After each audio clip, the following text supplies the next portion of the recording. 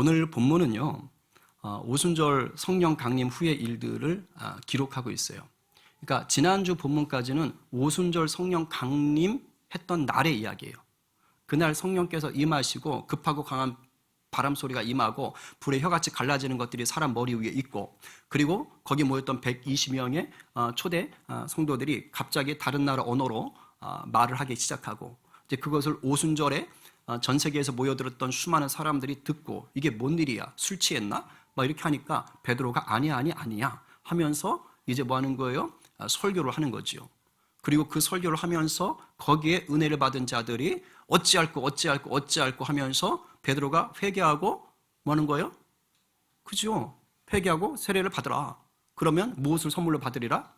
아까 요절 띄워놓고 안 외웠네. 그죠? 성령을 선물로 받으리라는 거예요. 거기까지 하는 거예요. 그리고 그날 사람들이 회개하고 예수를 믿었더니 몇 명이 돌아왔다고 주 앞으로? 3,000명이 돌아온 거예요. 거기까지가 오순절 성령의 역사 당일날 이야기입니다. 그리고 그 다음 본문이 오늘 본문이에요. 오늘 본문은 오순절 성령의 역사 그날이 아니에요. 그 이후의 일이에요. 자, 보세요. 오순절 성령의 역사는 인류 역사의 획을 긋는 역사예요. 성령이 온 세대 가운데 모든 영혼들에게 각자에게 임하시겠다라는 하나님의 약속이, 구약의 약속이 예수님의 부활과 승천을 통하여 이제 성취되었어요. 일어난 거예요. 그 사건이 일어난 이후에 첫 이야기가 오늘 본문이라고요. 그런데 그 첫 이야기의 본문이 뭐냐? 교회의 일상입니다. 자, 그러면 오순절 성령의 역사, 이 인류 역사의 획기적인 사건이 일어났는데 그 사건이 일어난 목적이 어디에 있다는 걸 알려주고 싶은 거예요. 교회에 있다는 것입니다. 아멘? 여러분, 이렇게 교회가 중요한 거예요. 그냥 건물에 왔다 갔다 하는 게 아니에요. 하나님께서 이 땅 가운데 일을 하실 때 놀라운 성령의 역사 일을 하시고 처음 보여준 사건, 그게 뭐냐? 교회는 이렇더라라는 거예요. 이걸 아셔야 되는 거예요. 그래서 이 본문은요, 역사학적으로 그런 자료로서도 너무 중요한 거예요. 왜? 처음 교회는 어떤 모습이었나? 이걸 제일 잘 보여주는 게 성경인데 성경에 딱 기록되어 있는 것입니다. 그래서 이 본문은 교회는 어떠해야 되는가에 대한 모범을 보여줍니다. 물론 우리가 여기 나타난 그대로 무조건 똑같이 따라해야 된다? 그런 뜻은 아닙니다. 그러나 오늘 본문 속에 보이는 것은 이 초대교회 이후로 모든 이 땅의 교회가 지켜가야 할 영적인 원리를 제공한다라는 것을 놓치시면 안 되는 거예요. 오늘 본문 말씀을 들을 때 여러분들은 우리 교회는 그러면 이 예수님이 세우신 초대교회, 이 성령 충만한 교회의 모습을 따라가고 있는가? 이것을 여러분들이 생각하셔야 돼요. 그리고 에이 아니잖아 하고 비판하는 것이 아니라 우리가 이것이 좀 부족한 것 같구나. 그럼 어떻게 해야 될 것인가? 거기에 나부터 힘써야겠구나. 왜? 교회는 그리스도의 몸이고 우린 각 지체니까. 담임 목사가 하는 게 아니에요. 여러분 한 사람들이 성령의 감동을 따라서 도전할 때 그때 성령이 교회 가운데 역사하시는 거예요. 오늘 이 본문 말씀을 통하여서 여러분들의 그러한 도전과 또 그러한 순종과 그러한 은혜가 우리 공동체 가운데 아울러 이 땅의 교회 가운데 넘치게 되기를 간절히 축복합니다. 그렇다면 교회다운 교회는 무엇일까요? 제가 세 덩어리로 간단하게 정리해서 은혜 받고자 합니다. 첫 번째로 교회다운 교회는요, 영적인 기본기에 충실하다는 거예요. 영적인 기본기에. 여러분 이거 놓치면 교회가 아닌 거예요. 42절 말씀이 오늘 본문의 서론이고 모든 교회는 이러해야 된다라는 것을 알려주는 개요입니다. 아주 중요한 게 42절이에요. 읽어보겠습니다. 시작! 그들이 사도의 가르침을 받아 서로 교제하고 떡을 떼며 오로지 기도하기를 힘쓰니라. 그냥 띄워주시면 감사하겠습니다. 여러분 여기 보니까 교회가 행했던 4가지 일이 나타납니다. 자, 첫 번째가 뭐예요? 사도의 가르침을 받았다라는 거예요.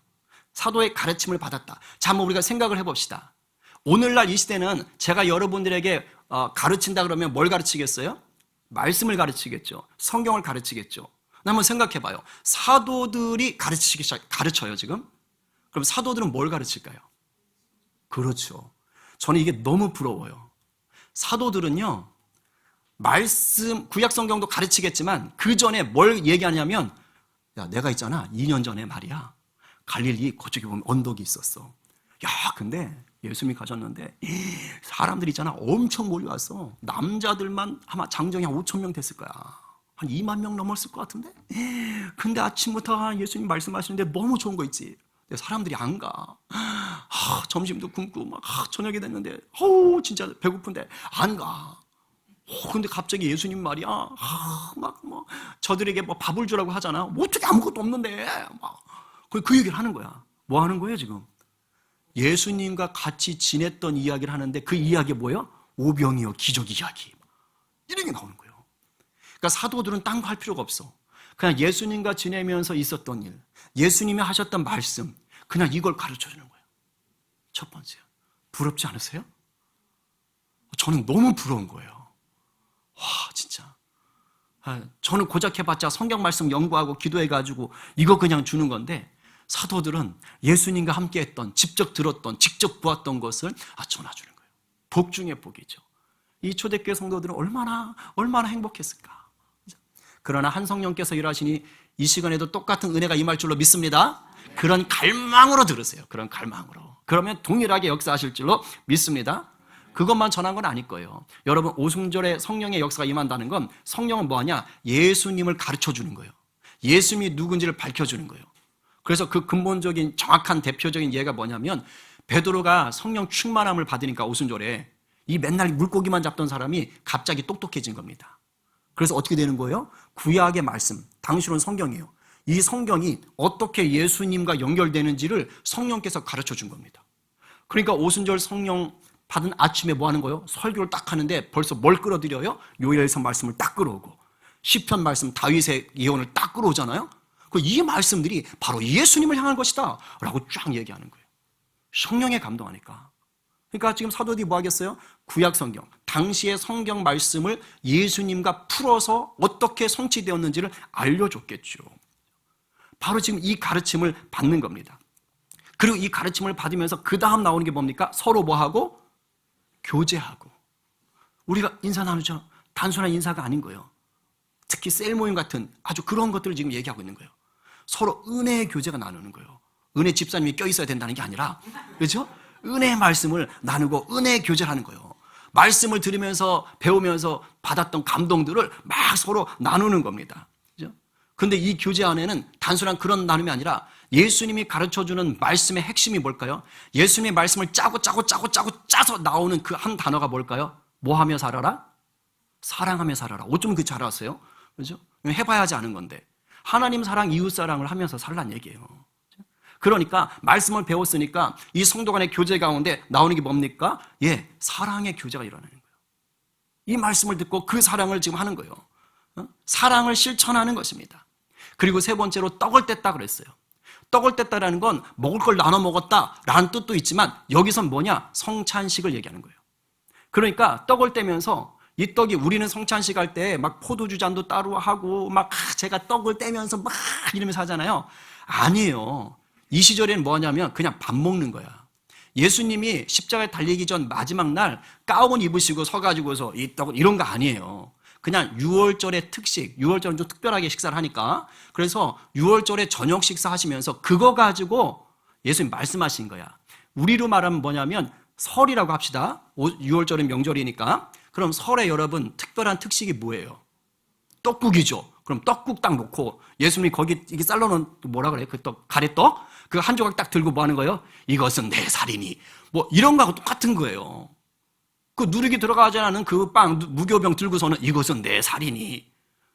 이 빵을 먹을 때마다 쉽게 말하면 밥 먹을 때마다 날 기억해. 이 얘기하시는 거예요. 복잡하게 생각하지 마세요. 왜? 매일 먹잖아. 그 말은 뭐예요? 매일 나를 생각하는 뜻이에요. 지금 그거가 똑같아. 겨울에도 뭐 먹지 설에? 식혜. 그지? 예수님 뭐 하느냐면 식혜가지고 이것은 내 피니. 우리식으로 말하면. 그들은 뭐 하는 거예요? 포도주 마시니까. 그러니까 그 포도주 들고 그 매일 먹는 음료 식사 때. 그거 들고 뭐 하는 거예요? 이것은 내 피니. 너희들이 이것을 마실 때마다 나를 기억해. 이것은 너희를 죄를 사하기 위한 나의 언약이야. 나의 약속이야. 이 얘기 하시는 거예요. 그러니까 지금 떡을 떼는 건 모여서 밥 먹어야 될 거 아니야. 그러니까 밥을 먹으면서 뭐 하는 거예요? 그냥 먹지 않는 거예요. 자, 떡 드세요. 빵 드세요. 이거 예수님의 살이에요. 우리 예수님이 우리 위해서 죽으셨고 지금 하나 되었어요. 우리 먹으면서 생각합시다. 포도주 같이 떠먹으면서 우리 주님의 피예요. 이것이 우리를 구원했어요. 우린 주 안에 하나 되었어요. 할렐루야. 이러면서 지금 떡을 떼고 있었던 것입니다. 그리고 네 번째가 뭡니까? 기도인데 어떻게 기도했어요? 오로지 기도했어요. 오로지 기도. 기도의 불이 꺼지지 않는 거예요. 기도의 불이. 이 기도는 예배일 수도 있는 거예요. 근데 잘 보세요. 저걸 잘 보시면 처음에 뭐가 나왔어요? 사도의 가르침, 말씀. 자, 네 번째가 뭐죠? 오로지 기도. 그 안에 뭐 하는 겁니까? 서로 교제하고 떡을 떼는 사람의 활동이 나오는 거예요. 달리 말하면 영적인 것이 딱 바깥에 싸고 있는 거예요. 영적인 것이 딱 감싸 안고 있는 거예요. 그 안에서 뭐가 일어난 거예요? 그 안에서 인간의 활동이 일어나는 거예요. 여러분, 이 원리를 절대 꺼지면 안 되는 거예요. 교회는요, 세상과 다른 곳이에요. 교회 되면 어디냐? 예배와 말씀, 기도에 있는 거예요. 영적인 것에 있는 거예요. 이것이 먼저 붙잡혀야 되는 거예요. 여러분, 이것을 놓치면 교회는 생명력을 잃어버려요. 진정한 사랑의 나눔, 아가페 나눔이 일어나지 않아요. 그냥 처세술에 의한 인간적인 어떤 욕심을 채우기 위한 그런 교제밖에 없는 거예요.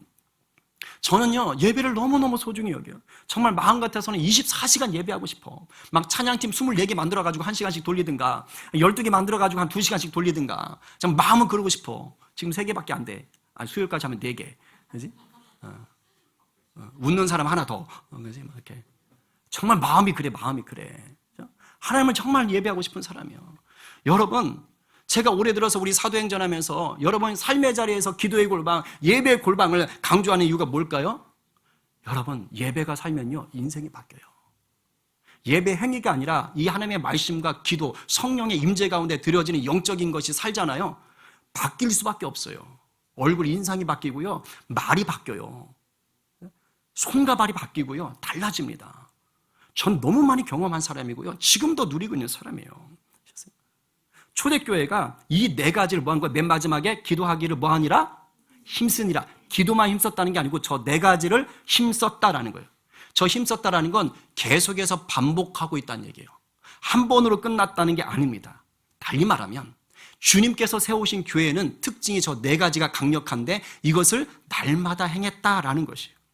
여러분, 사람의 힘으로 하는 일은요, 작심삼일되기가 참 쉽습니다. 그런데 성령께서 붙들리잖아요. 그러면 죽더라도 합니다. 아니지, 죽은 못하지. 죽기까지 합니다. 그런 은혜가 임하는 거예요. 그런 은혜가. 올 한 해 정말 우리 가운데 이런 은혜가 부어지길 간절히 축원합니다. 아멘이요, 아멘이요. 우리가 도전하고 행동하지만요, 이게 내 힘으로 하려고 하면 안 돼요. 여러분, 약간 말씀과 기도, 이거 붙잡는 거 하셔야 돼요.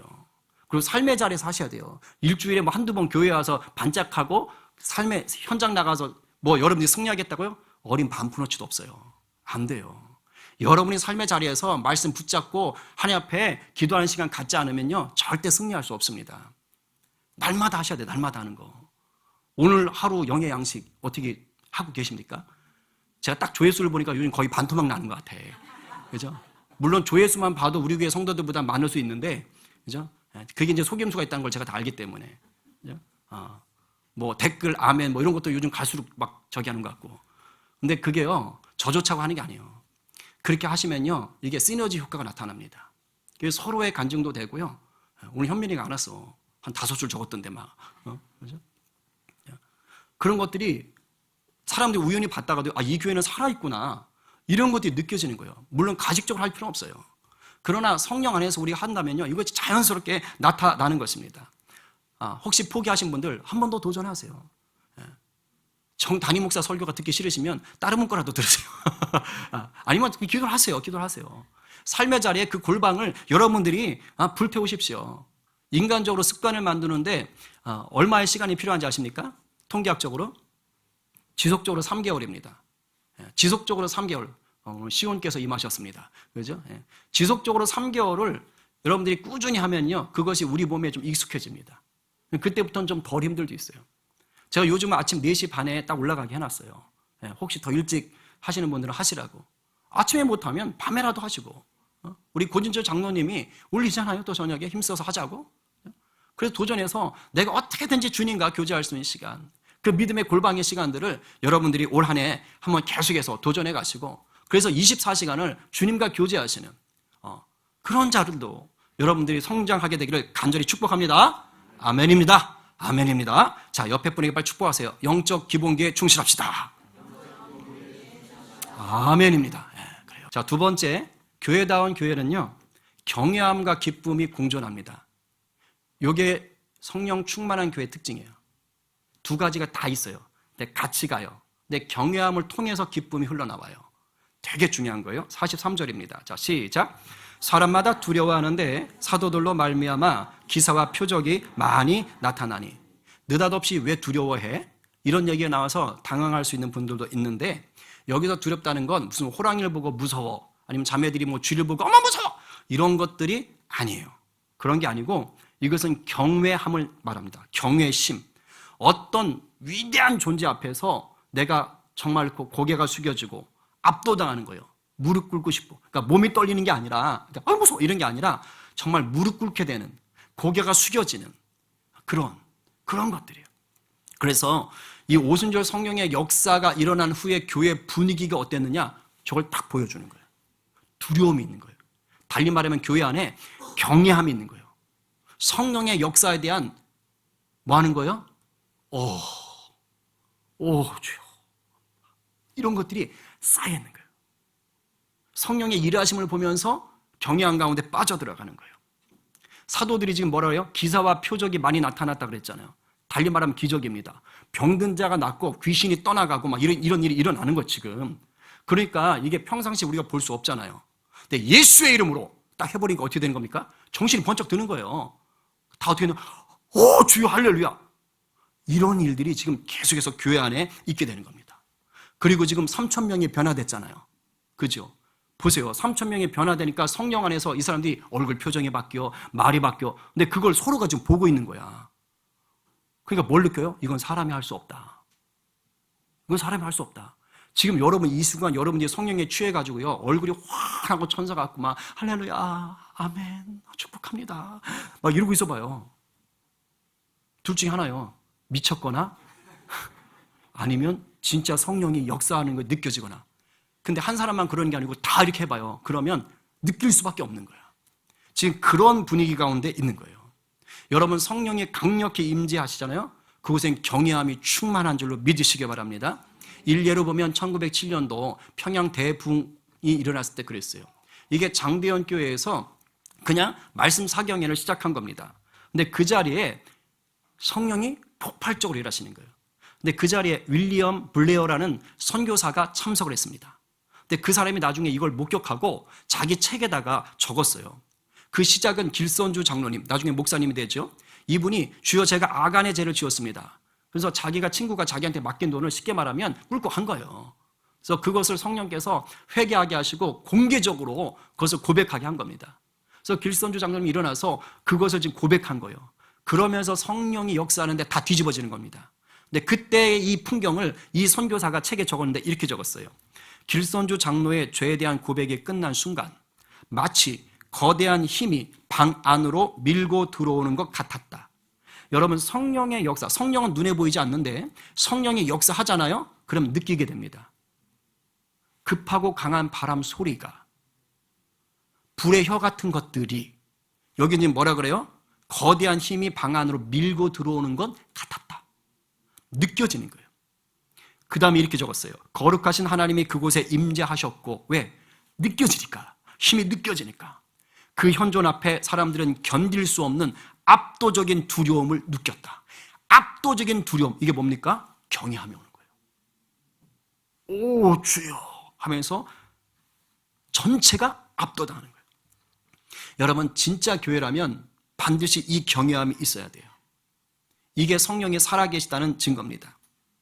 경외함이 없는 교회, 이거는요 뭐 성령이 떠다닌다 그런 게 아니고, 성령을 경외하는 성도들로 모여있지 않으면, 성령을 경외하지 않는 성도들이 많아버리면 어떤 일이 벌어지느냐, 세상 단체보다 더 비참한 게 교회가 됩니다. 왜냐하면 여러분 세상의 단체들은요 다 비슷한 사람끼리 모여요. 그래서 비교적 갈등 마찰 것들이요 적어요. 그런데 교회는 지금 보세요 여러분들, 아주 다양한 사람들이 모이는 곳이 교회입니다. 서로 이해하기 힘든 구석이 많다고요 교회가. 근데 성령 안에서 이 경외함 가운데 들어가지 못하잖아요. 그러면 이 사람들의 서로 다름과 이 마찰들이 다 드러나는 거예요. 자아가 다 드러나요. 그래서 어떻게 되는 줄 아세요? 교회는 나오는데 교회를 우습게 여겨. 목사 우습게 여겨. 대표적이에요. 그리고 성도들 자기들끼리 우습게 여겨. 그냥 뒷담화만 하면 그나마 다행이야. 앞에서도 드러나 얼굴에. 그냥 저 사람 싫어하는 게 막 드러나. 막 이런 일들이 벌어지는 거예요. 교회 영적인 질서가 다 무너져 버려. 이 성령의 경외함이 없으면 이렇게 돼요. 삭막합니다. 그냥 종교 의식하러 오는 거예요. 그리고 성도들의 말이요, 함부로 말해요. 왜? 성령께서 마음을 누리지 않으니까 내 자에 그냥 세상에서 하던 말 그대로 툭툭 내뱉는 거예요. 서로 존중함이 없어요. 우리 교회는 안 그렇죠? 그렇죠? 제가 보니까 안 그런 것 같아. 근데 가끔 튀어나오려고 그래. 그죠? 가끔 튀어나오려고 그래. 근데 어느 교회나 똑같아. 성령의 경외함을 놓치면 어쩔 수 없다니까. 교회는 그렇게 되는 거예요. 그러니까 성령 안에 구하세요. 성령 안에. 내가 이쁜 말 써야지. 그럴 필요 없어. 성령님을 구하세요. 그래서 성령님이 날 다스리면요, 말이 이뻐져요. 칭찬이 나오고 그러는 거야. 정말로 저는 이런 교회가 되기를 소망합니다. 전 특별히 예배할 때 성령의 경외함을 느껴요. 막 찬양하고 뜨겁게 기도할 때. 여러분 평상시 기도하면 그렇게 뜨겁게 기도합니까? 못해요. 그냥 갑자기 기도합시다 그러면 쫙 합니까? 이걸 그냥 단순히 분위기 몰아간다라고 보실 게 아니에요. 성령이 그렇게 끌어가시니까 성령께서 또 기도하게 하시는 거고, 기도하다 보면 또 내가 막 마음이 풀어지는 것입니다. 저는 가끔 여러분들이 뭐 셀 모임 같은 거 하고 또 이렇게 모임 같은 거 하고 지나가면서 오며 가며 은혜 나눔을 할 때 있어요. 그때 제가 경외함을 느껴요. 그 말씀하신 분께 경외한다는 게 아니라 그분을 통해서 일하시는 성령님을 제가 느끼는 거예요. 아니 어떻게 저런 고백을 하실까? 저는 가끔 여러분들, 제가 뭐 단톡방에 지금 몇 개 끌려가 있는지 모르겠어요. 단톡방 만들 때마다 다 저를 집어넣어가지고 제가 이제 잠수 타고 가만히 있죠. 그죠? 예. 괜히 제가 이렇게 하면은 불편해. 그죠? 그런데 가끔 단톡방에 보면 막 은혜 나눔, 막 성도들이 서로 격려하는 것들이 막 나와요. 막 누가 아프다 그러면 막 다 거머리 좀 달라들어가지고 축복해. 너무 귀해, 너무 귀해. 그죠? 제가 그걸 보면서 SNS 공간도 이렇게 은혜로울 수 있구나. 그죠? 그런 것들을 제가 느껴요. 얼마나 감사한지 몰라. 여러분, 인간이요, 하나님을 경외하는 걸 흉내를 내볼 수는 있어요. 그러나 경외함은 누릴 수 없어요. 그거 얼마 못 갑니다. 그냥 성령 안에 들어갈 때만 진정한 경외함이 나타날 수 있어요.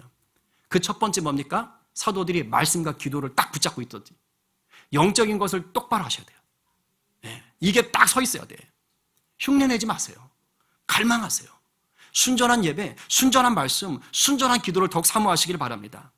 그럴 때 성령께서 친히 우리를요, 깊고 풍성한 경외함 속으로 이끌어 가십니다. 할렐루야. 여러분, 이 경외함이 있을 때 비로소 뭐가 되느냐? 비로 바로 성도 간의 교제가 풀어지는 거예요. 아가페 사랑이 풀어지는 거예요. 안 그러면 딱 처세술 나와요. 나한테 도움이 되냐 안 되냐 따지는 거예요. 근데 성령 안에 교제 안에 경외감이 있으면 이 아가페 사랑이 내 안에 흘러 넘치거든요. 그럼 그냥 흘러가는 거. 그리고 기쁨이 넘치는 거예요. 그래서 경외함과 기쁨이 같이 갈 수밖에 없어요.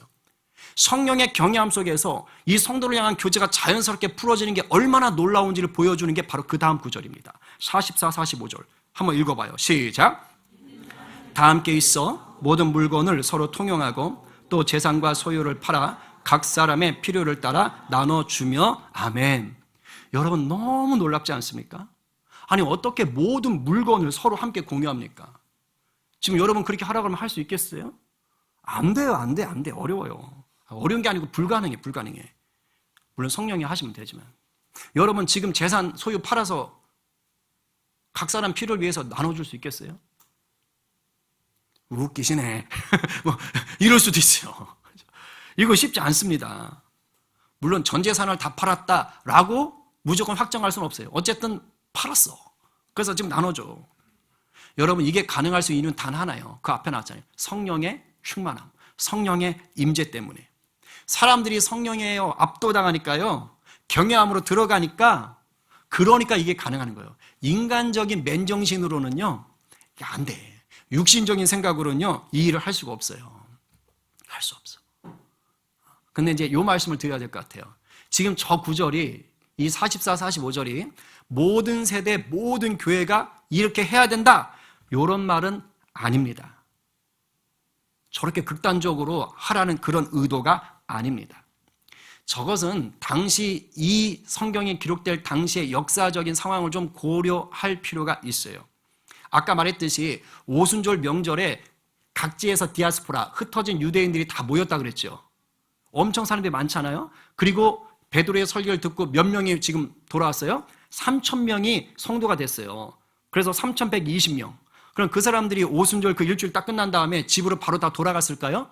아니죠. 그 사람들이 성령을 경험했으니까 초대교회 모습 뭐 하는 거예요? 모여서 말씀을 더 배워야겠다. 그리고 은혜 받으니까 떡을 떼고 교제하고. 그죠? 그러니까 생활을 해야 되는 거예요. 근데 그 사람들은 거기 살던 사람들이 아니란 말이에요. 많은 수가. 그러니까 먹는 거 생필품들이 어떻게 됩니까? 없잖아요. 그러니까 나눠야만 되는 거예요. 그러니까 성령께서 이걸 나누는데 공산주의처럼 뺏어가지고, 있는 사람 거 뺏어가지고 나눠줄 수는 없단 말이에요. 그게 안 돼. 칼막스도 유대인이었고요. 그 가정이 나중에 기독교로 개종하거든요. 그래서 이 워딩하고 비슷하게 공산주의 선언해버리잖아요. 그죠? 동등하게 벌어가지고 동등하게 나누겠다고 써놓고도 있거든. 결국 실패하잖아요. 이게 성령이 하셔야 되는 일이거든요. 그러니까 성령께서 그 역사를 하신 거예요. 그러니까 그 사람들이 자기 걸 팔아가지고 뭐 하는 거예요? 나누는 것입니다. 그 많은 사람들에게 필요하니까 성령께서 뭐 하는 거예요? 우리 마음에 자원하는 감동을 주시는 거예요. 특수한 상황에서 성령이 맞춤으로 강력하게 역사하셨다라는 것을 아시면 돼요. 그럼 우리는 뭐 하느냐? 여기에 드러나는 영적인 원리를 우리가 실천하면 되는 거예요. 그게 뭘까? 소유에 대한 기준이 어디에 있는가를 정확히 아시는 거고, 하나님의 기뻐하시는 것이 나눔에 있다는 것을 정확히 아시는 거예요. 이 원칙을 지키는 것입니다. 성령께서 그걸 가르쳐 주는 거예요. 모든 것이 주님께로부터 왔다는 걸 아시는 거예요. 이게 내가 힘써서 벌었는데 내가 번 게 아니라는 걸 아셔야 돼요. 주님이 공급해 주셨구나라는 걸 정확하게 알고 계셔야 돼요. 그리고 구약의 사상 자체가 뭐냐? 나누는 것입니다. 약자들을 돕는 거예요. 그게 복이라는 것을 강력하게 깨닫는 거예요. 이게 성령이 알려주시는 겁니다. 예수님이 이 땅에 계실 때 사람들에게 이런 말씀을 하셨어요. 자, 읽어보겠습니다. 누가복음 6장 38절 시작. 주라, 그리하면 너희에게 줄 것이니 곧 후유되어 누르고 흔들어 넘치도록 하여 너희에게 안겨주리라. 할렐루야. 아멘. 아까 사도들이 가르쳤다 그랬죠. 이거 예수님 말씀이죠. 사도들이 이거 가르쳤겠어요? 안 가르쳤겠어요? 가르쳤죠. 이게 지금 살아와야 돼. 말씀이 살아나야 돼. 상황이 살아나야 된다고. 예수님 하셨던 말씀을 사도들은 가르칠 수밖에 없는 거야. 왜? 들은 게 그거밖에 없거든. 근데 그 말씀을 들었을 때 성령의 충만한 성령의 경외함이 있으니까 그렇구나. 그래, 우리가 주면은 후히 되어 넘치도록 흔들어서 주님이 주시는구나. 하자. 그래서 나누는 거예요. 말씀을 듣고 순종하여 실천했더니 저 말씀대로 약속이 성취되는 것을 보는 것입니다. 오늘과 비슷한 장면이 4장에 가면 또 나와요. 근데 거기 가면 놀라운 단어가 하나 나옵니다. 한번 볼까요? 사도행전 4장인데 몇 주 뒤에 하겠지만 한번 먼저 봅시다. 자, 34절 35절 한번 읽어요. 시작. 그 중에 가난한 사람이 없으니 이는 밭과 집 있는 자는 팔아 그 판 것의 값을 가져다가 사도들의 발 앞에 두매 그들이 각 사람의 필요를 따라 나누어 줌이라. 할렐루야. 지금 자기들이 가져와서 집 팔고 땅 팔고 해가지고 나눠줬다 그랬잖아요. 근데 4장에 똑같이 나오는데 그래서 결과가 어쨌다고요? 가난한 자가 없었더라. 가난한 자가 없었더라. 여러분, 이게요, 주님이 주신 것이라는 영적인 원리, 모든 것이 주님이 주셨습니다라는 걸 일단 깨닫고요, 나눔이 복이라는 걸 알면 움켜쥐는 게 아니라 정말 필요한 자들에게 긍휼의 마음이 흘러가게 되는 거예요. 흘러가요. 그랬더니 어떻게 됐다고요? 공동체가 넉넉해지는 거예요.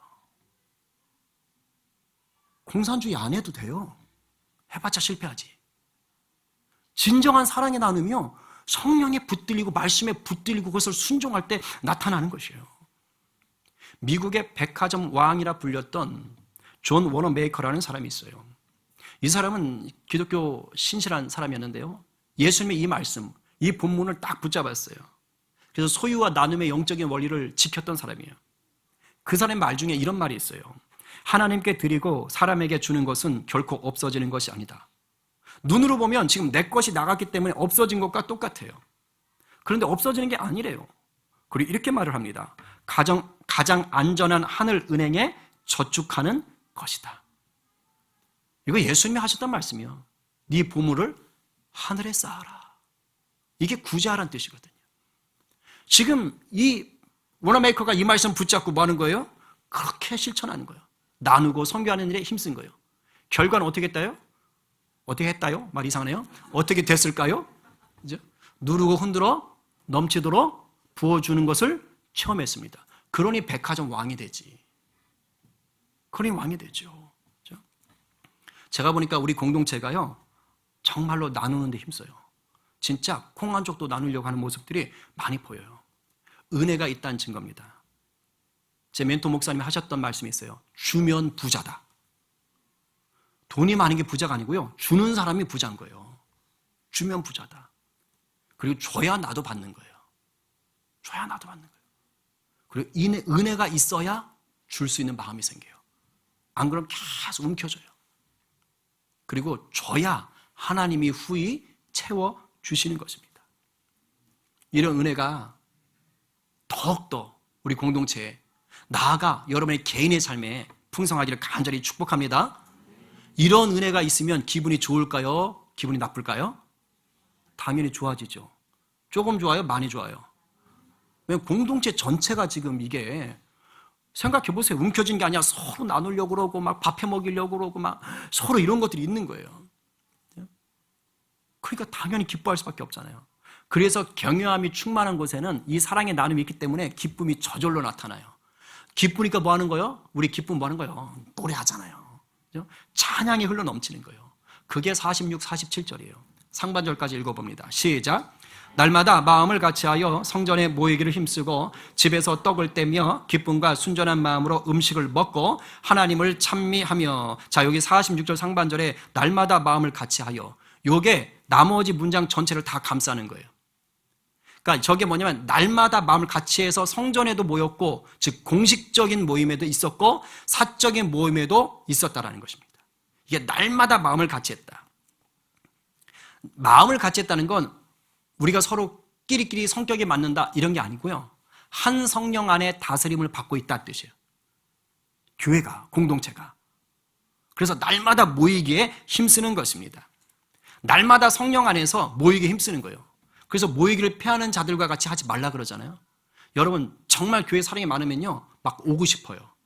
모이고 싶어요. 근데 교회에 은혜가 없잖아요. 성령의 감동이 없잖아요. 빨리 가고 싶어요. 교회 가기가 싫어요. 어떤 교회를 만들어 갈지는 우리가 하는 것입니다. 담임 목사 네가 잘해. 아니요, 저도 잘해야죠. 근데 우리가 하는 거예요. 우리가 가는 거예요. 우리가. 그 첫 단추는 예배인 것이고, 그게 살면 그 다음에 나눔이 이루어지는 것입니다. 그럼 성전에는 왜 갔을까? 여러분 지금 이 예수 믿는 사람들은요 대부분이 뭐예요? 유대인들입니다. 유대인들은 뼛속까지 성전에 대한 이 경건함이 있는 자예요. 그래서 성전에 올라가야 되는 거예요. 자, 그럼 퀴즈. 이 지금 사람들이 성전에 올라가서 제사를 드렸다 안 드렸다?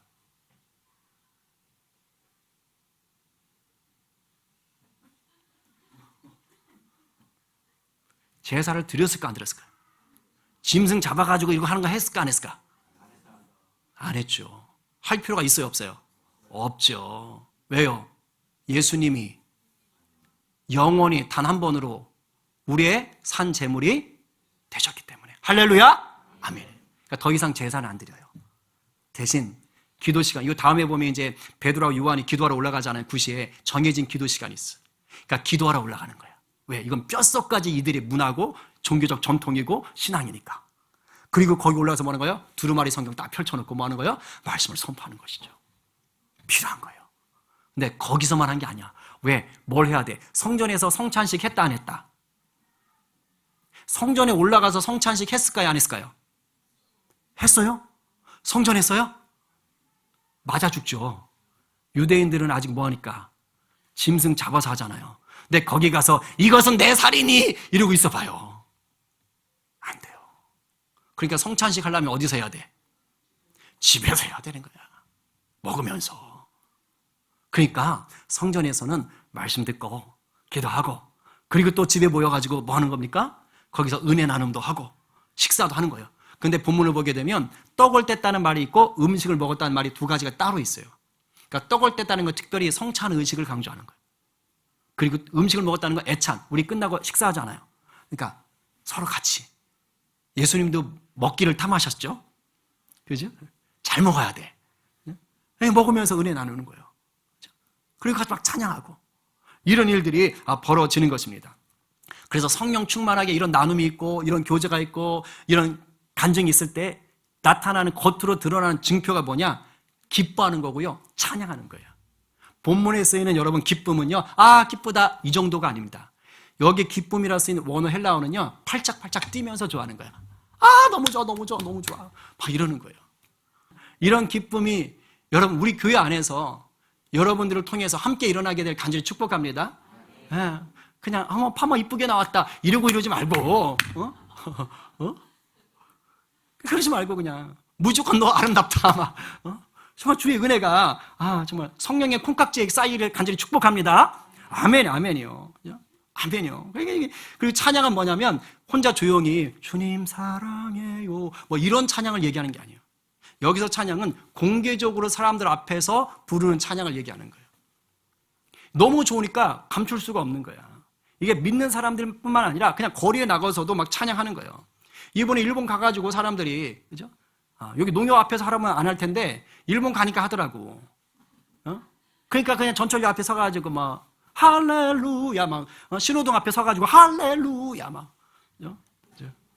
제 바라기는 28일에 제가 붙여놨는데 이제 이재진 선교사님 지난번 말씀이 너무 좋아가지고 이제 한 번 더 모시고 말씀을 들으려고 해요. 우리 다음 세대는 아침 1시부터 시작을 할 것이고 우리 장년들은 이제 6시 집회만 참석하시면 되는데 다 모두 모이세요. 그리고 이날 그렇게 좀 기뻐하고 찬양하는 그런 은혜가 있기를 간절히 축복합니다. 혼자만 오시고 좀 말씀이 필요한 분들 좀 다 불러오세요. 그래서 이웃들도 불러오시고 오셔서 은혜 정말 말씀 너무 좋으시거든요. 그런 은혜가 우리 가운데 있기를 축복하고 마지막 셋째는 뭐냐? 교회다운 교회는요. 선한 영향력과 지속적인 부흥이 경험돼요. 이게 또 교회입니다. 47절 하반절 시작. 또 온 백성에게 칭송을 받으니 주께서 구원받는 사람을 날마다 더하게 하시니라 할렐루야. 이걸요 교인들이 우리가 이렇게 해봐야지 그렇게 해서 된 게 아닙니다. 성령의 다스림 안에 들어가서 말씀대로 살다 보니까 자연스럽게 드러나는 그 열매, 그 기본기에 충실했더니 자연스럽게 열매로 드러난 게 뭐예요? 백성들에게 칭송을 받는 거예요. 믿지 않는 그 주변 사람들이 칭찬하기 시작하는 거예요. 여러분 칭찬은 비판하는 겁니까? 부러움이 섞여 있는 겁니까? 부러움이 섞여 있는 거예요. 그러니까 뭐 하는 거예요? 성령이 그 사람들의 마음을 만져서 뭐 하는 거예요? 그 사람들도 교회의 공동체로 이끌어 주시는 겁니다. 전도를 안 했다는 게 아니에요. 바깥에 가서 찬양하잖아요. 그런데 성령께서 칭찬받게 하시고 성령께서 그 사람들을 교회로 끌어들이셨다는 것입니다. 이게 성령의 역사하는 교회다운 교회의 모습인 거예요. 성령에 붙들린 교회가 되면요. 복음이 살아있는 교회가 되면은요.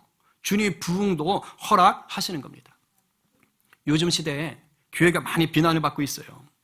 그리고 이번 주가 설이니까 여러분 또 이렇게 뭐 여기저기 가셨을 때 안 믿는 분들 중에 너 교회 가면 뭐 밥이 나오냐 돈이 나오냐 그러면서 또 뭐 뉴스에 들리는 막 다 싸잡아서 교회거든. 그럼 또 그거 가지고 막 할 수 있어요. 이게 교회가 잘못해서 욕을 얻어먹는 것도 있고 마귀 사탄이 공격하는 것도 있어요. 근데 어쨌든 우리 안에 연약함이 있다면 본질로서의 교회를 세워가는 것들이 부족했다면 우리가 그것을 겸허히 받아들인 거예요. 막 감정적으로 욱해가지고 하는 것이 아니라 오히려 아가페 사랑으로 그래요. 우리가 부족한 게 있죠. 그러나 그럼에도 불구하고 교회는 사랑입니다. 교회가 소망입니다. 그래서 한 번 더 안아주고 그러면서 이 땅의 교회가 본질을 회복하기를 간절히 더 기도할 수 있는 그러한 여러분 되기를 간절히 축복합니다. 여러분, 다른 거 없어요. 이제 정리하는데 교회는요, 딱 두 가지예요. 십자가, 수직과 수평. 예배와 삶이 같이 가고요, 말씀과 그 순종함이 같이 가는 거예요. 이게 균형입니다.